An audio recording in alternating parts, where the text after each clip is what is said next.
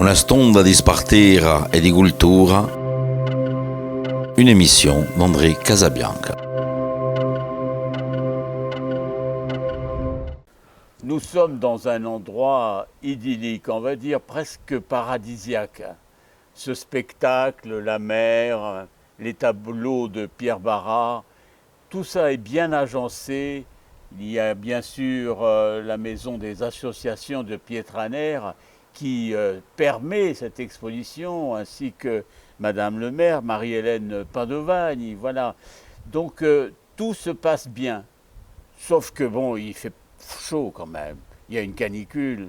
Mais quand on regarde les tableaux de Pierre, on s'aperçoit que le thème central, ce sont, et c'est encore et maintenant pendant tout le mois d'août, les fontaines. Alors ça tombe bien, parce qu'on a soif hein, quand même, Pierre, on a soif.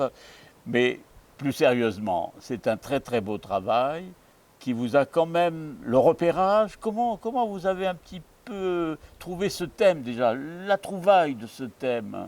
Ça a commencé à Murato, Hein? la fameuse église merveilleuse de Murato. Et à Murato, il y a une fontaine qui est vraiment aussi très belle, qui est très très colorée. Et j'ai eu envie de peindre cette fontaine. Et puis de là, il y a beaucoup peint à Murato. J'ai eu envie de faire les fontaines, l'eau. Parce que l'eau, pour moi, c'est quelque chose d'un peu sacré. Et sacré parce qu'effectivement, c'est pour tout le monde. Tout le monde peut en boire, en principe. Et c'est un don de l'homme à l'homme. Et ça me convient tout à fait. Et il y a dans les villages corses, et même ailleurs qu'en Corse, il y a aussi cette implantation des fontaines. Ce sont à elles seules des monuments, quelquefois, et le plaisir d'aller à la fontaine, boire quelque chose, c'est une grande tradition. Oui. Et elle se poursuit. Elle se poursuit parce que la plupart des fontaines fonctionnent. Elles sont en principe bien entretenues. Et puis il y a des petites fontaines, c'est celles qui me plaisent aussi. Il y a des fontaines effectivement qui sont des monuments, avec escaliers, des parements. Et puis il y a des petites fontaines où l'eau coule vraiment de... C'est la vie. Et cette vie m'intéresse. Cette vie m'intéresse, ça m'intéresse de la peindre. Peindre l'eau, c'est pas évident parce que la matière est très subtile et transparente. Elle est fuyante. Elle est fuyante. Oui. Mais elle a été assez aimable avec moi pour se laisser peindre. Alors, vous avez fait des photos au préalable ou alors des dessins? Photos et croquis. Oui. Bon, les croquis, c'est pour annoter les couleurs.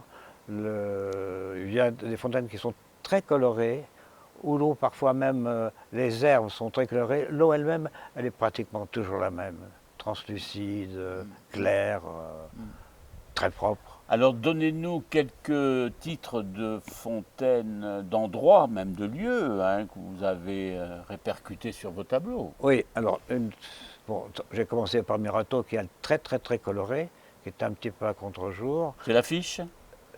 Non, l'affiche, c'est la fontaine qui est derrière l'ancienne mairie et qui n'a pas d'eau.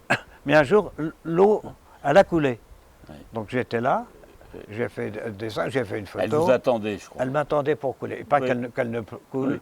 qu'à un certain moment. Bon, Oui. Et puis bon, il y a des fontaines de montagne, Oui. des fontaines sur les chemins. Et puis il y a la belle fontaine que j'aime beaucoup à Bastia, dont bien sûr je vais écorcer le nom de Fontaine-Neuve. Fontaine-Neuve, Oui, avec j'ai vu votre tableau. le poisson. Oui. Et puis il y a aussi le jardin Romieux, avec sa fontaine, qui est assez belle cette fontaine, parce qu'elle est simple. Et puis ensuite, sur les chemins, dans les villages, je la vois ou je ne la vois pas. Et quand je la vois, je me transforme en fontaine. Et c'est difficile et agréable en même temps. Oui. Actuellement, c'est une bonne idée, hein, parce qu'on a besoin d'eau, on a besoin de boire à la fontaine, évidemment. Mais c'est fait pour ça. Oui. C'était pas fait uniquement pour laver le linge. Oui. C'était aussi probablement un phénomène de rencontre aussi, hein, où les jeunes se réunissaient. Probablement certaines fontaines de Bastia qui n'existent plus pour l'instant. Mais c'est un endroit où les gens se parlaient, où les gens se côtoyaient, où les gens faisaient même connaissance. Et ça, c'est aussi intéressant. C'est le passé qui est toujours là. Moi, si c'est moins fréquenté. Mais si on a un gobelet dans la main, on boit à la fontaine. Oui, évidemment. Alors sur le plan technique, hein, les couleurs, comment vous avez un peu orienté vos couleurs, hein?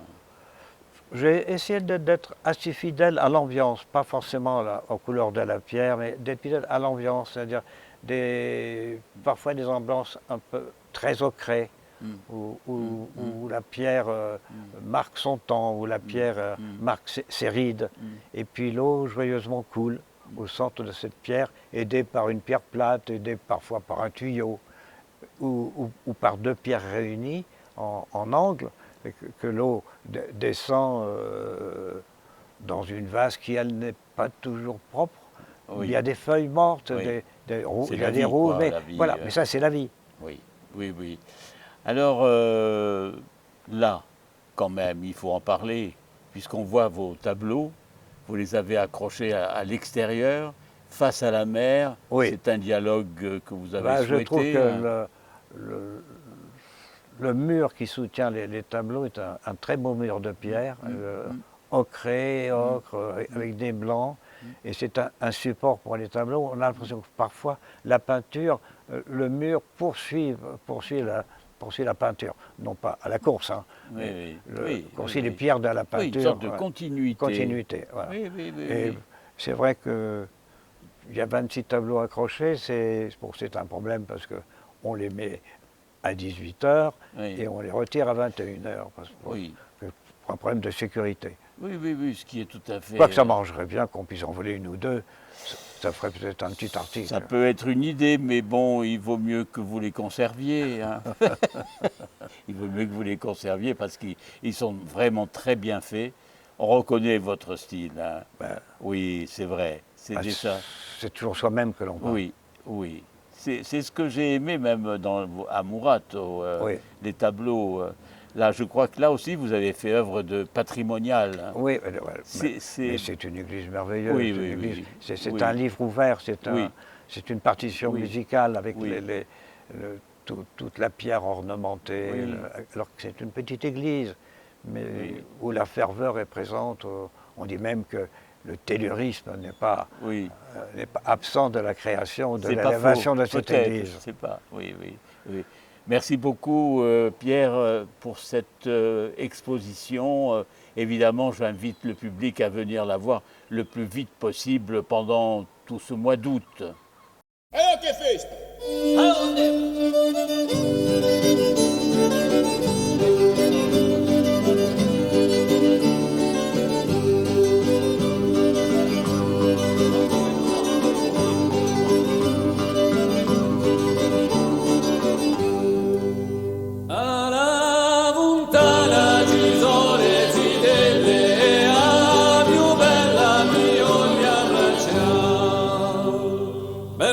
Bello ziggy zong,